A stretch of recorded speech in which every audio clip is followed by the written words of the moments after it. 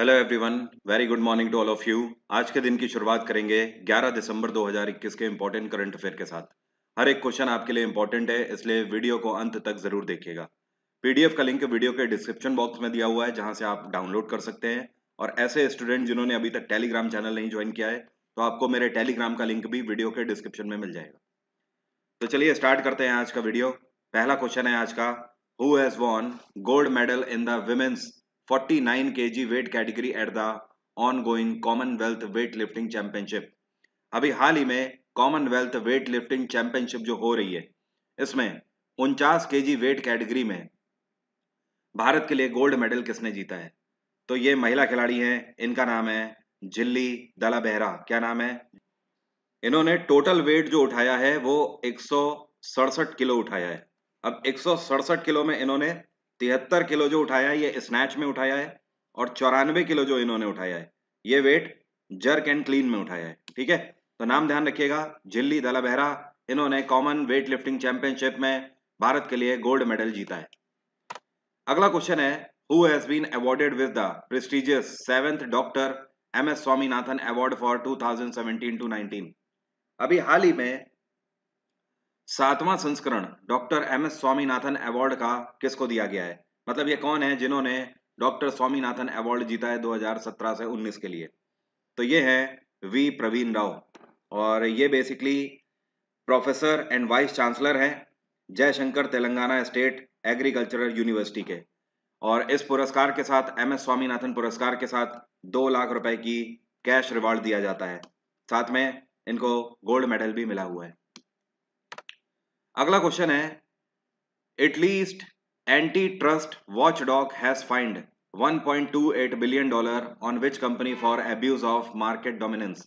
कहने का मतलब हिंदी में यह है कि इटली की जो एंटी ट्रस्ट वॉचडॉग ऑर्गेनाइजेशन है, इसके द्वारा ये कौन सी कंपनी है जिसके ऊपर अभी हाल ही में 1.28 बिलियन की पेनाल्टी लगाई गई है। ये पेनाल्टी इसलिए लगाई गई है क्योंकि इनका दावा है कि इस कंपनी ने इटली के बाजार का दुरुपयोग किया हुआ है। तो ये कंपनी है अमेजॉन। अमेजॉन के ऊपर अभी हाल ही में $1.28 बिलियन का जुर्माना लगाया है इटली की सरकार ने। और अमेजॉन की स्थापना 1994 में करी गई थी। इसका हेडक्वार्टर है वॉशिंगटन, और इसके चेयरपर्सन है Jeff Bezos. By the way, एक चीज आपको और ध्यान रखनी है, इस साल टेस्ला के द्वारा भारत का ये कौन सा शहर है जहां पर एक टेस्ला की नई यूनिट खोली गई है? तो टेस्ला ने अपनी यूनिट बैंगलोर में खोली हुई है। अगला क्वेश्चन है, who has created history as the first women to become president of America's Pennsylvania State University. अभी हाल ही में ये कौन है जिन्होंने इतिहास रच दिया है और ये पहली भारतीय महिला बन गई हैं, और साथ में पहली महिला भी है और इवन ये भारतीय भी हैं, भारतीय मूल की हैं, जो कि अमेरिका की पेंसिल्वेनिया स्टेट यूनिवर्सिटी की प्रेसिडेंट बनी है। तो पेंसिल्वेनिया स्टेट यूनिवर्सिटी में पहली बार किसी महिला को प्रेसिडेंट बनाया गया है, और जो आपको पिक्चर में दिख रही हैं इनका नाम है नीली बेंदापुदी। क्या नाम है? नीली बेंदापुदी। और ये बेसिकली भारतीय मूल की भी है। तो एक तरीके से यहाँ पर दो क्वेश्चन बन गए हैं, ये पहली महिला भी है पेंसिल्वेनिया स्टेट यूनिवर्सिटी की, पहली महिला प्रेसिडेंट, और साथ में पहली इंडियन वुमेन प्रेसिडेंट भी है। तो ये दोनों चीजें आपको यहाँ पर ध्यान रखनी है। ये भारत से अमेरिका गई थी 1986 में अपनी हायर स्टडीज के लिए। उसके बाद ये एज अ प्रोफेसर वहां पे काम करती थी यूनिवर्सिटी ऑफ लॉजेविली में, और अब जाकर इनको पेंसिल्वेनिया स्टेट यूनिवर्सिटी का प्रेसिडेंट भी चुना गया है। अगला क्वेश्चन है, प्रधानमंत्री नरेंद्र मोदी ने अभी हाल ही में एक समिट में हिस्सा लिया। इस समिट का नाम है समिट फॉर डेमोक्रेसी। तो ये जो समिट फॉर डेमोक्रेसी है, इसको अमेरिका के प्रेसिडेंट जे बिडेन के द्वारा लीड किया गया। तो क्वेश्चन ये है कि प्रधानमंत्री नरेंद्र मोदी ने इस समिट के कौन से संस्करण में हिस्सा लिया? यह संस्करण पहली बार आयोजित किया जा रहा है। ठीक है, तो फर्स्ट एडिशन था इसका, जिसको जे बिडेन के द्वारा ऑर्गेनाइज किया गया और लीड भी किया गया। इसमें कई सारे देश के प्रधानमंत्री और राष्ट्रपतियों ने हिस्सा लिया था। यहाँ पर प्रधानमंत्री नरेंद्र मोदी ने भी वर्चुअली हिस्सा लिया। और इसका मेन मोटो क्या है? इसका मेन मोटो ये है कि पूरे वर्ल्ड में हर कंट्री के अंदर डेमोक्रेसी कहीं ना कहीं होनी चाहिए, डेमोक्रेसी जीवित रहनी चाहिए, कहीं पर भी तानाशाही नहीं होनी चाहिए। हाँ, ये एक अलग बात है कि नॉर्थ कोरिया ने इसको अटेंड नहीं किया। अगला क्वेश्चन है, which region has the lowest inequality level in the world inequality report 2022। कहने का मतलब यह है कि अभी हाल ही में 2022 की वर्ल्ड इनइक्वालिटी रिपोर्ट जारी करी गई। इस रिपोर्ट के तहत पूरी दुनिया में ये कौन सा रीजन है या कौन सी जगह है जहां पर सबसे कम मतलब असमानता का जो स्तर है ये सबसे कम है। एक तरीके से आप बोल सकते हो बेहतर स्थिति है। तो ये जगह है यूरोप। यूरोप में आपको बता दूं, असमानता मतलब गरीबी और अमीरी का स्तर किस हिसाब से है कि वहां पे ऑन एन एवरेज आप ऐसा मान लो, वहां के जो टॉप 10% लोग हैं वो 36% पैसा वहां का कमाते हैं। लेकिन अगर बात करी जाए सबसे ज्यादा इनइक्वालिटी कहां पर है, ये तो बात हो गई लोएस्ट इनइक्वालिटी की। सबसे ज्यादा पूरे वर्ल्ड में कौन सा ये रीजन है जहां पर इनइक्वालिटी असमानता है, मतलब गरीबी और अमीरी के बीच का डिफरेंस सबसे ज्यादा है? तो ये है मीना में। मीना का मतलब क्या है? इसको बोलते हैं middle east and north Africa. तो ये जो middle east and north Africa reason है, इस पूरे रीजन में आप देख सकते हो कितना अंतर है। वहां के टॉप 10% लोग 58% तक इनकम पूरी एक्वायर कर लेते हैं। और इसके बीच में लैटिन अमेरिका भी कुछ सही स्थिति में नहीं है, इसकी स्थिति भी बुरी है। लैटिन अमेरिका में भी इनइक्वालिटी काफी हद तक ज्यादा है। वहां के 10% लोग मिलकर 55% तक इनकम अपने नाम कर लेते हैं, ओके, एक्वायर कर लेते हैं। तो जो सबसे बेहतर स्थिति है वो यूरोप रीजन की है, जहां पर टॉप 10% लोग 30% टोटल इनकम के मालिक हैं। ओके, तो यहाँ पर लोएस्ट इनइक्वालिटी की बात हो रही है। यूरोप बेहतर कंडीशन में है, सबसे बुरी स्थिति में है मीना। अगला क्वेश्चन है, which scientist has won the young geostatistical scientist award 2021? अभी हाल ही में ये कौन से भारतीय साइंटिस्ट हैं जिनको यंग जियोस्टेटिकल साइंटिस्ट अवार्ड से सम्मानित किया गया है 2021 के? तो ये हैं, इनका नाम है रूपेश गोयल। क्या नाम है? रूपेश गोयल। इनको सम्मानित किया गया है। अब बाय द वे आपको बता दूं, ये जो अवार्ड है ये साइंटिस्ट क्षेत्र में या फिर आप बोल सकते हो रिसर्च क्षेत्र में बेहतर कार्य करने के लिए दिया जाता है, जिसको बोलते हैं यंग जियोस्टेटिकल साइंटिस्ट अवार्ड। इसकी खास बात ये होती है कि ये 35 साल से कम उम्र के साइंटिस्टों को ही दिया जाता है। इस अवार्ड की शुरुआत साल 2011 में करी गई थी। अच्छा, एक चीज और ध्यान रखिएगा, इस रिपोर्ट के तहत ये रिपोर्ट हमें ये बताती है कि भारत में जो 50% जनसंख्या है, 50% पॉपुलेशन है, वो ऑन एन एवरेज 53,610 रुपए अर्न करती है। ठीक है, और इस रिपोर्ट को किसके द्वारा लॉन्च किया गया है? फ्रांस की एक एजेंसी है वर्ल्ड इनइक्वालिटी लैब, जिसका हेडक्वार्टर है पेरिस, उसके द्वारा इसको लॉन्च किया गया है। अगला क्वेश्चन है, who has attended the approval from RBI to function as schedule bank? अभी हाल ही में रिजर्व बैंक ऑफ इंडिया के द्वारा ये कौन सा बैंक है जिसको शेड्यूल्ड बैंक की तरह फंक्शन करने का अप्रूवल दे दिया गया है? तो आरबीआई ने पेटीएम पेमेंट्स बैंक को अनुमति दे दी है कि अब Paytm payments bank scheduled bank की तरह काम कर सकते हैं। अब देखिए, शेड्यूल्ड और अनशेड्यूल्ड बैंक के बीच का अंतर क्या होता है।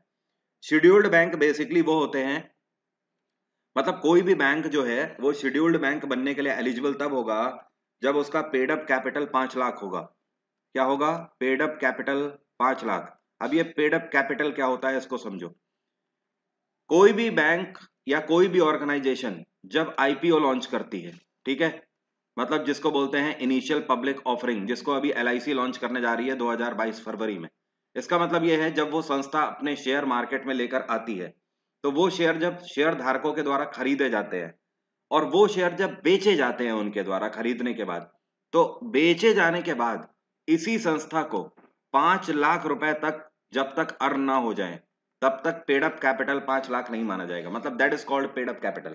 जब आप किसी भी संस्था के शेयर खरीद के उसका निवेश करके बाजार में वो पैसा उस कंपनी को लौटाते हो, तो वो जो कंपनी के पास पैसा आ रहा है उसका अमाउंट 5 लाख होना चाहिए, तब जाकर आरबीआई के द्वारा आपको शेड्यूल्ड बैंक बनने की परमिशन मिल पाएगी।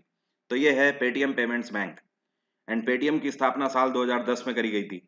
इसका हेडक्वार्टर है नोएडा और इसके चेयरपर्सन है विजय शेखर शर्मा। अगला क्वेश्चन है, एक चीज और ध्यान रखना, आपसे पूछ सकता है साल 2021 में एक और बैंक है जिसको शेड्यूल्ड बैंक की कैटेगरी में डाला गया था आरबीआई के द्वारा। यह है फिनो पेमेंट बैंक। ठीक है, तो फिनो पेमेंट बैंक को पहले शेड्यूल्ड बैंक की कैटेगरी में रखा गया और अब परमिशन दे दी गई है पेटीएम पेमेंट्स बैंक को भी। अगला क्वेश्चन है, what has been the rank of finance minister Nirmala Sitharaman in Forbes 2021 list? Forbes 2021 की जो लिस्ट आई है इसमें दुनिया की 100 सबसे पावरफुल महिलाओं की लिस्ट जारी करी गई है, जिसमें भारत की फाइनेंस मिनिस्टर निर्मला सीतारमन ने कौन सी रैंक हासिल करी है। निर्मला सीतारमन पूरे दुनिया की 37वें नंबर की सबसे पावरफुल लेडी डिक्लेयर करी गई हैं इस लिस्ट में। आपको बता दूं, 2020 में निर्मला सीतारमन ने 41वीं रैंक इसमें सिक्योर करी थी और 2019 में इन्होंने 34वीं रैंक सिक्योर करी थी। अगर बात करी जाए इस रैंक को टॉप किसने किया है, तो पूरे वर्ल्ड में जो सबसे ताकतवर महिला इसमें बताई गई है ये हैं मैकिन्जे स्कॉट। क्या नाम है? मैकिन्जे स्कॉट। ये जेफ बेजोस की वाइफ हैं। ओके, अमेजोन के मालिक जेफ बेजोस, आप जानते ही होंगे। तो इन्होंने टॉप किया है। और सेकंड थिंग आपको ध्यान रखना है, अगर आपसे पूछे कि भारत में सबसे पावरफुल विमेन कौन है फोर्ब्स के हिसाब से, तो निर्मला सीतारमन भारत में मोस्ट पावरफुल है। सेकंड नंबर पे नीता अंबानी है। मैंने परसों के करंट अफेयर में आपको ये दोनों क्वेश्चन कराए थे। अगला क्वेश्चन है, ये कौन सा ऑनलाइन लर्निंग एप्लीकेशन है जिसने अभी हाल ही में नीरज चोपड़ा को ब्रांड एम्बेसडर के रूप में साइन किया है? तो ये है Byju's early learn app. Disney Byju's learning app ने नीरज चोपड़ा को अभी हाल ही में ब्रांड एम्बेसडर के रूप में साइन किया है। एंड बायजूस का हेडक्वार्टर क्या है? इसका हेडक्वार्टर बैंगलोर है। अगला क्वेश्चन है, ये कौन सा एप्लीकेशन है जिसको अभी हाल ही में एजुकेशन मंत्रालय के द्वारा लॉन्च किया गया है और इस एप्लीकेशन की मदद से लोग तरह तरह की भाषाएं सीख पाएंगे। मतलब आपको भारत में जो हमारे संविधान में 22 तरीके की भाषाओं का प्रावधान है, उन 22 तरीके की भाषा में से अगर आपको कोई भी भाषा सीखनी है तो आप इस एप्लीकेशन से सीख पाएंगे। तो ये लॉन्च किया गया है हमारे शिक्षा मंत्रालय के द्वारा और इस एप्लीकेशन का नाम है भाषा संगम। क्या नाम है? भाषा संगम। और इस एप्लीकेशन की खास बात यह है कि भारत सरकार टारगेट लेकर चल रही है कि फर्स्ट फेज में इसको 75 लाख लोगों तक पहुंचाया जाए कम से कम। और इसमें हर भाषा में आपको कम से कम 100 सेंटेंस मिलेंगे। मतलब हर भाषा के आप इन 22 भाषाओं के 100 सेंटेंस आप सीख सकते हो और डेली दिनचर्या में यूज करने के लिए 100 सेंटेंस बहुत होते हैं। और इस टाइम पे एजुकेशन मंत्रालय किसके पास है? इसके मिनिस्टर हैं धर्मेंद्र प्रधान। अगला क्वेश्चन है, what is the rank attended by India in the Asia power index 2021? अभी हाल ही में एशिया पैसिफिक रीजन के सबसे पावरफुल देशों की लिस्ट जारी करी गई, उसमें भारत ने कौन सी रैंक सिक्योर करी है? तो ध्यान रखिएगा, एशिया पावर इंडेक्स में भारत ने चौथी रैंक सिक्योर करी है। ठीक है, अब यहां पर समझिए एक चीज, अगर आपसे पूछा जाए टॉप किसने किया है, तो पूरी दुनिया में सबसे पावरफुल कंट्री यूएस डिक्लेयर किया गया है। सेकंड नंबर पे है चाइना इसमें। थर्ड नंबर पे इस पे कौन सा कंट्री है? थर्ड नंबर पे कंट्री है जापान, ध्यान रखिएगा। और चौथे नंबर पे अभी मैंने आपको बताया ही, ये है भारत। और पांचवें नंबर पे है रशिया। तो ये टॉप 5 कंट्रीज हैं जो कि पूरी दुनिया में सबसे ताकतवर डिक्लेयर किए गए हैं एशिया पैसिफिक पावर इंडेक्स में। ओके, तो मोस्ट इंपॉर्टेंट क्वेश्चन है, ध्यान रखिएगा। और ये पांचों कंट्री आपको ध्यान रखना है, एक भी यहां पर नहीं भूलना है आपको। अगला क्वेश्चन है, ये कौन सी संस्था है जिसके द्वारा अभी हाल ही में अनाउंस किया गया है कि ये भारत में बिजनेस स्कूल एडवाइजरी काउंसिल की स्थापना करेंगे? तो ये है ईटीएस। ईटीएस का फुल फॉर्म है एजुकेशनल टेस्टिंग सर्विस। ये एक नॉन प्रॉफिटेबल एजुकेशन ऑर्गेनाइजेशन है और ये अमेरिका की ऑर्गेनाइजेशन है। इसका हेडक्वार्टर है न्यू जर्सी। क्या है? न्यू जर्सी में यहाँ पर इसका हेडक्वार्टर है। इसकी स्थापना 1947 में करी गई थी। अब देखिए, एजुकेशनल टेस्टिंग सर्विस एक ऐसी संस्था है जिसका मेन मोटो ये है कि पूरे वर्ल्ड में हर कंट्री के अंदर जो एजुकेशन क्वालिटी है वो बेहतर होनी चाहिए। तो ये क्या कर रहे हैं, ये टाइम टू टाइम कई सारे कंट्रीज में इस तरीके की एडवाइजरी काउंसिल को स्टेबल करते आए हैं और उसके बाद वहां के एडमिनिस्ट्रेशन को ये बताते हैं कि आपको अपने शिक्षा स्तर में क्या तब्दीली करनी चाहिए, आपको अपने स्कूल के स्ट्रक्चर्स में क्या तब्दीली करनी चाहिए। तो ये अब भारत में बिजनेस स्कूल एडवाइजरी काउंसिल की स्थापना करने जा रहे हैं और इनका मेन मोटो ये होगा कि ये भारत सरकार को बताएं कि भारत के अंदर शिक्षा का स्तर और कैसे बेहतर किया जा सकता है। बाय द वे, यूनेस्को का हेडक्वार्टर है पेरिस, टीसीएस का हेडक्वार्टर है मुंबई, अमेजॉन का हेडक्वार्टर है वॉशिंगटन, ईटीएस का मैंने आपको बता ही दिया, न्यू जर्सी। अगला क्वेश्चन है, हु हैज लॉन्च्ड ई सवारी India electric bus collision in partnership with CESL and world resources institute? कहने का मतलब यह है कि इनमें से किस संस्था के द्वारा ई सवारी इंडिया इलेक्ट्रिक बस कोलिजन को लॉन्च किया गया है? और ये इन्होंने लॉन्च किया है CESL और WRI की मदद से। तो ये है हमारा नीति आयोग।